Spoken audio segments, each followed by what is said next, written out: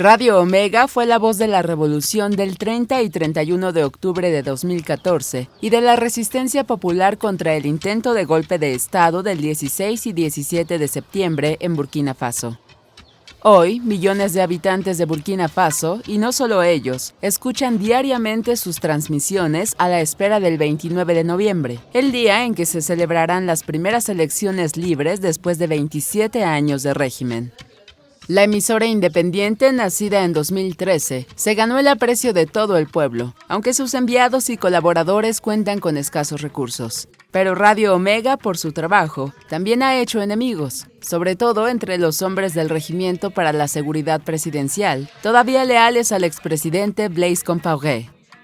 Alors, la tentative de push des 16 et 17 septembre dernier, moi personnellement je n'étais pas à la radio, j'étais en mission à une centaine de kilomètres de Ouagadougou.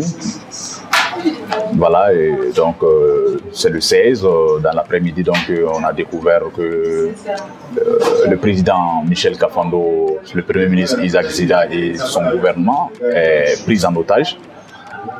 Donc voilà, bien avant cela, donc on a appris ça quelques heures. Moi j'étais là à travers nos pages Facebook que je suivais et tout. Donc ils étaient pris en otage. Quelques instants après, nous avons donc appris, la radio a reçu la visite des éléments de l'ex-RSP, le régiment de sécurité présidentielle.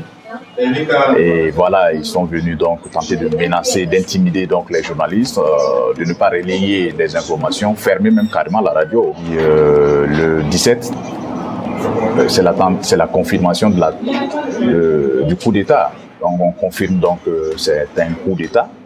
Alors, jusque-là, en tout cas, ce n'était pas encore Ouagadougou. Le 16 a passé vraiment une nuit difficile, une nuit très longue. Voilà, dès le lendemain 17 maintenant, nous avons donc appris que c'était le push. Et moi, personnellement, je suis rentré très tard le 16 à Ouagadougou, sous les crépitements de balles, parce que la ville était difficile. Il y avait un couvre-feu. Et depuis lors, donc, comme la radio n'émettait plus, il fallait tout faire pour continuer le travail et informer les gens. On ne pouvait plus venir à la radio. Et comme je suis webmaster aussi, je maîtrise et j'actualise les pages Facebook et Twitter. Donc j'ai cherché un abri.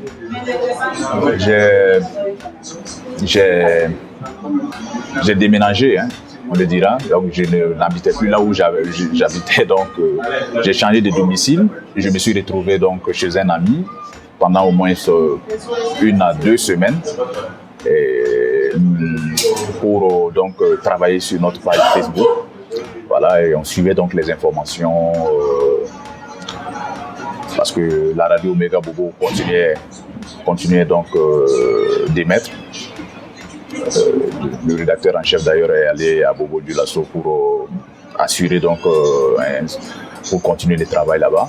Donc on relayait l'information, on appelait les correspondants. Moi personnellement, on appelait les correspondants à travers les différentes provinces du Burkina pour avoir l'information à Banfora, qu'est-ce qui se passait, à Koudougou, à Kaya, ainsi de suite, partout au Burkina.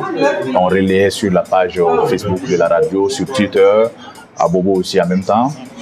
Et en tout cas, ça se faisait comme ça. On était aussi connectés sur des chaînes internationales telles que France 24, telles que RFI, pour voir de bout en bout comment les choses évoluaient, comment les choses avançaient. Voilà, donc je pense que ça a porté fruit. Notre page Facebook avait 42 000 abonnés. Donc à la fin du push, on s'est retrouvé aujourd'hui à 90 000. On a fait donc le double, presque. Voilà, donc c'était bien suivi. Quand on lançait une information en quelques 5 minutes, c'était des centaines de personnes qui étaient là pour commenter, parce que la radio était réduite donc au silence. On ne pouvait plus donc émettre. Donc notre seul refuge, c'était vraiment les pages réseaux sociaux. Et puis voilà, donc c'est comme ça qu'on a travaillé. Comme vous d'ailleurs, nous constatons que c'est un tournant historique que le Burkina Faso est en train d'amorcer avec les élections à venir. Et notre rôle aujourd'hui, c'est d'être véritablement présent pendant ces élections-là. La présence nécessite un déploiement total, c'est ce qu'on envisage d'ailleurs, de tous les journalistes au niveau de tout le territoire national. On a déjà recruté des correspondants dans toutes les 45 provinces du Burkina Faso pour pouvoir faire un travail de suivi, un travail de garde de veille durant ces élections. Ça veut dire que nous avons travaillé par le passé jusqu'à ce moment où on bénéficie de confiance du peuple et le peuple a aujourd'hui une confiance en nous, quelle que soit la qualité du travail, l'information que nous donnons, et nous travaillons à maintenir le cap, voilà, être constant ou aller de l'avant.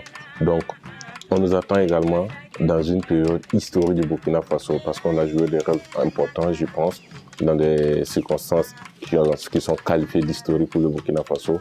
Et encore, c'est une date historique, le 29 novembre. Donc, il faudrait encore jouer un de trois très important.